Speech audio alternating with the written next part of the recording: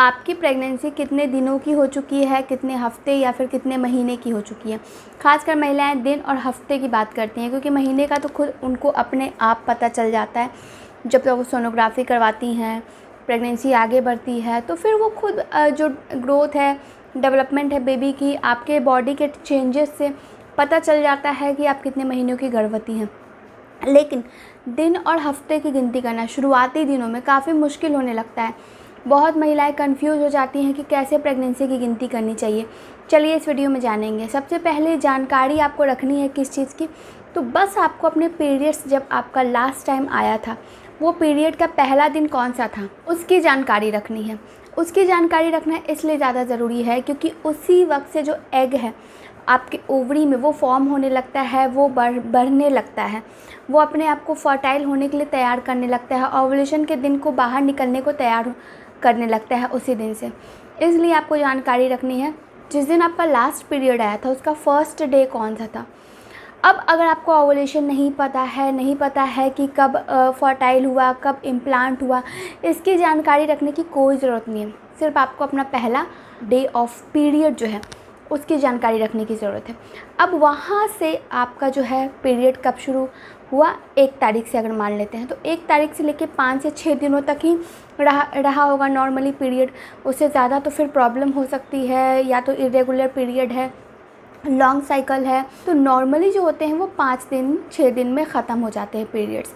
तो अब उसके बाद क्या आता है, ओव्यूलेशन का। तो ओव्यूलेशन कब होगा उन महिलाओं का, तो उन महिलाओं का ओव्यूलेशन 12 से लेकर 16वें दिन के बीच में हो जाएगा।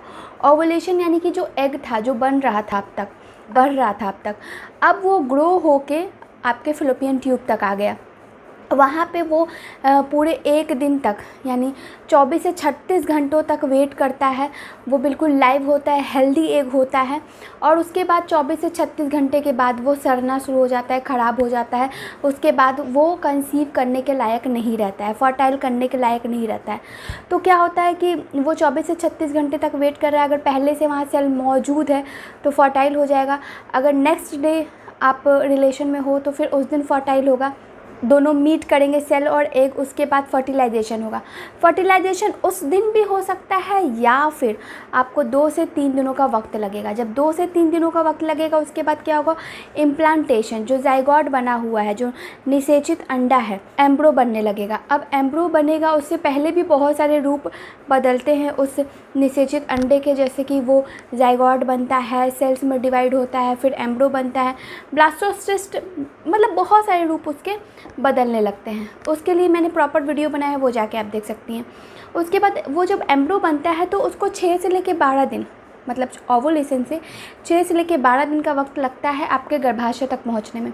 वहाँ वो पहुंचेगा, गर्भाशय की मोटी एक परत बनी हुई होगी, ब्लीडिंग फॉर्म की होती है वो, ठीक है, जो कि हर महीने बनती है और हर महीने अपने आप ख़त्म हो जाती है। पीरियड्स आ जाता है तो वो पीरियड्स के दौरान झड़ के बाहर निकल जाती है। वही वो होती है जो निकलती है, मतलब वो जो यूट्रस की लाइनिंग होती है वही पीरियड्स के रूप में बाहर निकलती है। तो अगर वहाँ पे इम्प्लांट हो गया इस तरीके से एम्ब्रो, तो फिर आपकी प्रेगनेंसी रुक गई। अब अगर इम्प्लांट हो गया तो आपकी जो प्रेगनेंसी है, वो जब ओव्यूलेशन होता है तब भी आपकी प्रेगनेंसी, जिस महीने रुकी है प्रेगनेंसी की बात मैं उस वक्त कह रही हूँ, ओव्यूलेशन में भी आपकी प्रेगनेंसी 15 से 16 दिन की हो गई, इम्प्लांटेशन के दौरान 20 से 22 दिन की हो गई, और जब आपने डेट मिस किया, आपने चेक किया, तो 4 से 5 हफ्तों की आपकी प्रेगनेंसी हो गई है। आपको जोड़ना कहाँ से है, तो आपका जो लास्ट पीरियड आया था, फर्स्ट डे था, वहाँ से आपको काउंट करना है। बाकी आपको किसी भी दिन की जानकारी नहीं है, कोई ज़रूरत नहीं है। आई होप आपको ये वीडियो पसंद आया हो। वीडियो पसंद आया तो वीडियो को लाइक, चैनल को सब्सक्राइब और कमेंट करते जाएं। धन्यवाद।